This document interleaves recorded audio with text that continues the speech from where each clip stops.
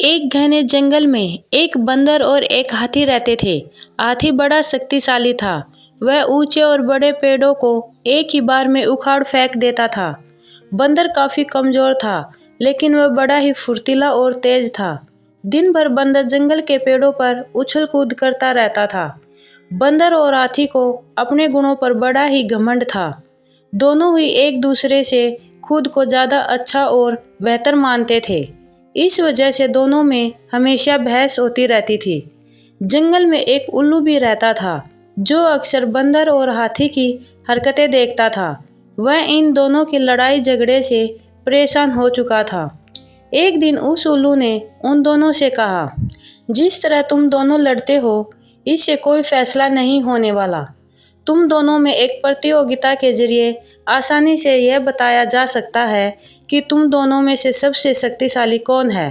Video में आगे जाने से पहले कृपया करके इस वीडियो को लाइक और हमारे इस चैनल को सब्सक्राइब जरूर करें। बंदर और हाथी दोनों को उल्लू की बात अच्छी लगी। दोनों ने फिर एक साथ पूछा, इस प्रतियोगिता में हमको क्या करना होगा।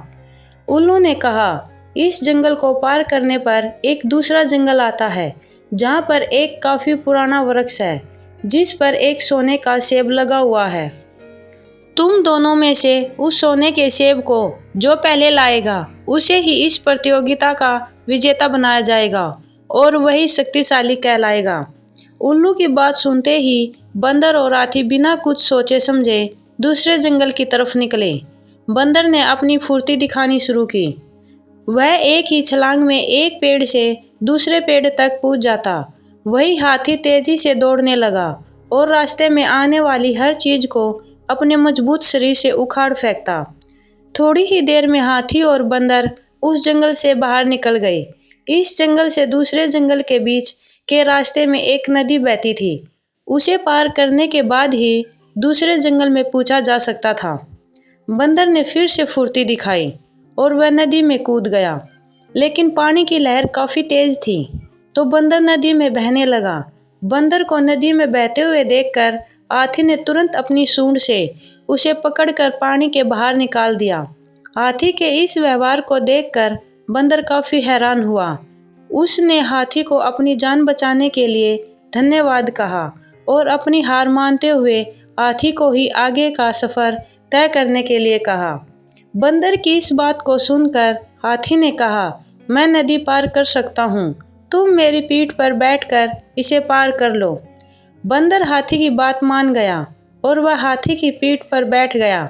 इस तरह दोनों ने नदी पार कर ली और दूसरे जंगल में पहुंच गए। फिर दोनों ने मिलकर सोने के लगे हुए सेब वाले पेड़ को भी खोज निकाला। सबसे पहले हाथी ने अपनी सूंड से उस पेड़ को गिराना चाहा, लेकिन वह पेड़ काफी मजबूत था। हाथी के प्रहार से वो पेड़ नहीं गिरा।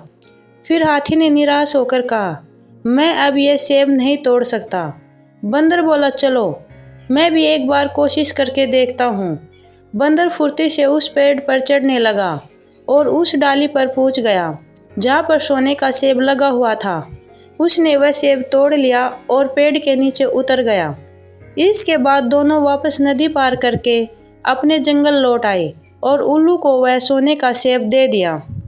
सेब पाने के बाद उल्लू जैसे ही इस प्रतियोगिता के लिए विजेता का नाम बोला, वैसे ही बंदर और हाथी ने मिलकर उसकी बात को रोक दिया।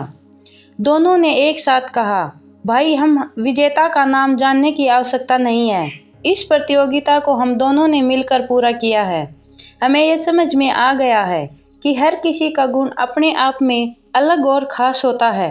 हमने यह भी फैसला किया है कि आगे से अब हम कभी भी इस बात पर बहस भी नहीं करेंगे और मित्र की तरह इस जंगल में रहेंगे।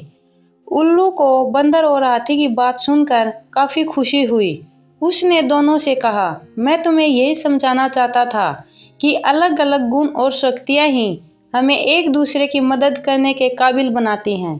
साथ ही हर किसी की अपनी कमजोरियां भी होती हैं, इसलिए एक दूसरे के साथ मिलकर रहना ही सबसे अच्छा होता है। उसी दिन से हाथी और बंदर दोनों मित्र हो गए और वह जंगल में खुशी खुशी रहने लगे। दोस्तों, इस कहानी से हमें यह शिक्षा मिलती है कि हमें एक दूसरे के गुणों का सम्मान करना चाहिए और आपस में मिलजुल कर रहना चाहिए।